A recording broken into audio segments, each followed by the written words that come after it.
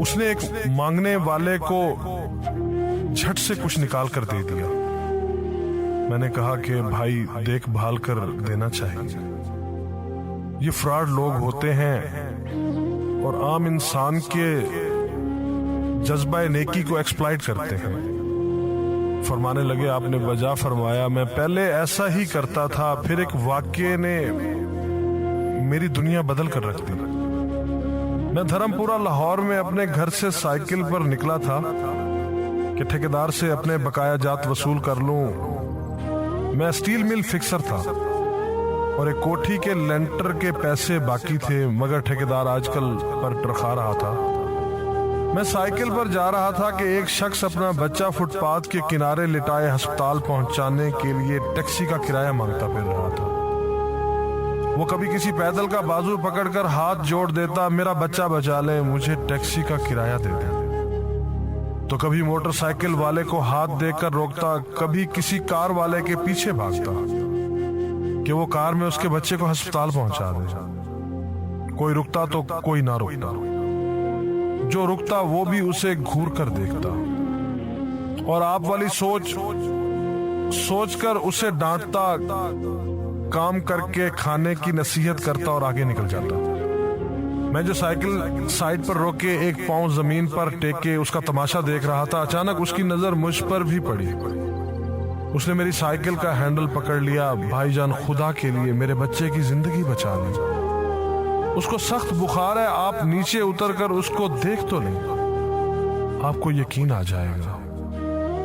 आप देंगे तो शायद किसी और को भी एतबार आ जाए, मगर मैं भी आपकी तरह सोच रहा था। फिर जिस जारहाना अंदाज में उसने मेरी साइकिल का हैंडल पकड़ रखा था, लगता था कि इधर मैं साइकिल से उतरा और उधर वो साइकिल पकड़कर भाग जाएगा। मैंने भी उसे काम करके खाने की तलकीन की और पिछले जुमे में सुनी हुई हदीस उसको भी सुना दी।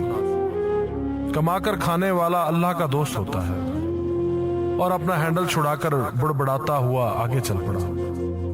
हरामखोर हमें बेवकूफ समझते हैं। 2-3 घंटे के बाद जब मैं बकाया जात वसूल करके वापस आया तो वो अभी उसी जगह खड़ा मांग रहा था। बच्चे को अब वो सड़क के पास ले आया था और उसके चेहरे से कपड़ा भी उठा रखा था। वो धाड़े मार मार कर रो रहा था। अब वो बच्चे के कफन दफन के लिए मांग रहा था। मैंने साइकिल को रोककर पांव से नीचे टेका और मैयत के चेहरे की तरफ देखा। फूल की तरह मासूम बच्चा जिंदगी की बाजी हार गया था। मेरे रोंगटे खड़े हो गए।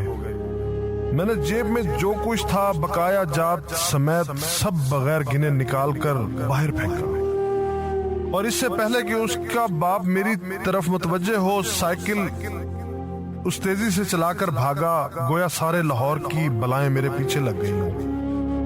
मैं घर पहुंचा तो मेरा बुरा हाल था। थोड़ी देर बाद मुझे बुखार ने आ घेरा।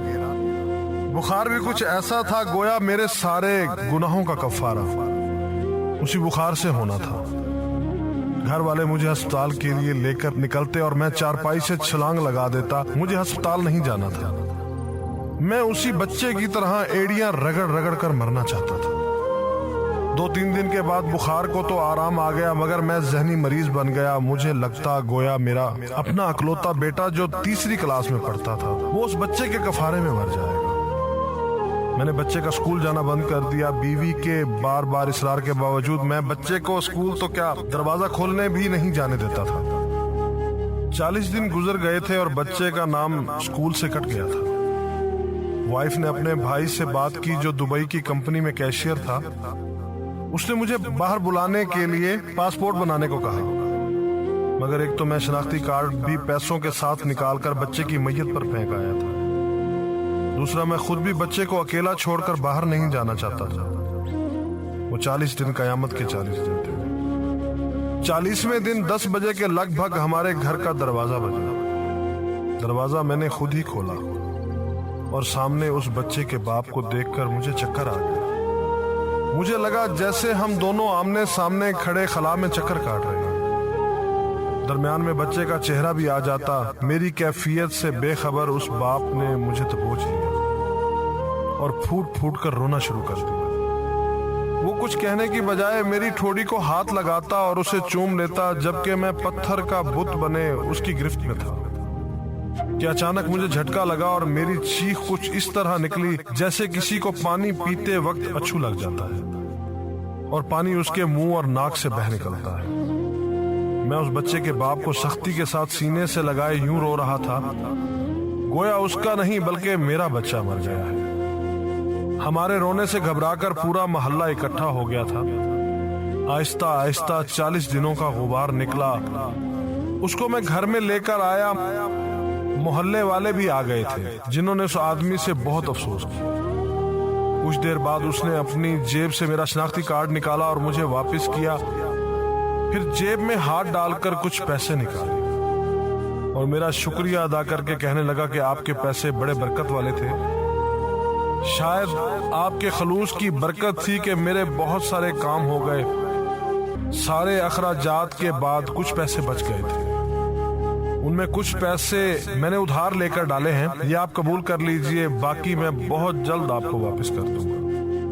میں نے پیسے واپس لینے سے سختی کے ساتھ انکار کر دیا اور منت سماجت کر کے اسے پیسے رکھنے پر راضی کر دیا۔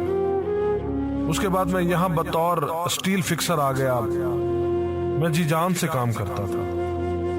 چند ماہ میں ترقی کر کے فورمین بن گیا۔ 3 سال بعد میں نے سالے کی مدد سے اپنی کمپنی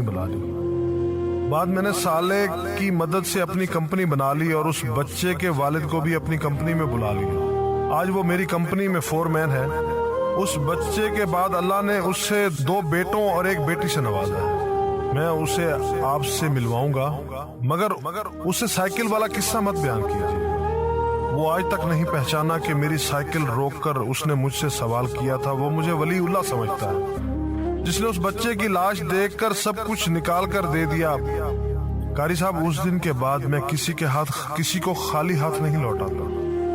قاری صاحب، اس دن کے بعد میں کسی کا ہاتھ خالی نہیں لوٹاتا۔ تھوڑا سا دینے سے نہ وہ امیر ہوتا ہے اور نہ میں غریب ہوتا ہوں۔ بس دل کو تسلی ہوتی ہے کہ میں اس بچے کا خون بہا ادا کر رہا ہوں۔ رہ گئی لوٹنے کی بات تو قاری صاحب ہمیں کون نہیں لوٹتا۔ جوتے والا ہمیں لوٹتا ہے، کپڑے والا ہمیں لوٹتا ہے، سبزی اور گوشت والا ہم کو لوٹتا ہے۔ اتنا لوٹنے کے بعد اگر کوئی ہمیں اللہ کے نام پر لوٹ لے تو شاید حشر میں ہماری نجات کا سامان ہو جائے کہ یہ بندہ میری خاطر میرے نام پہ لوٹتا رہا ہے۔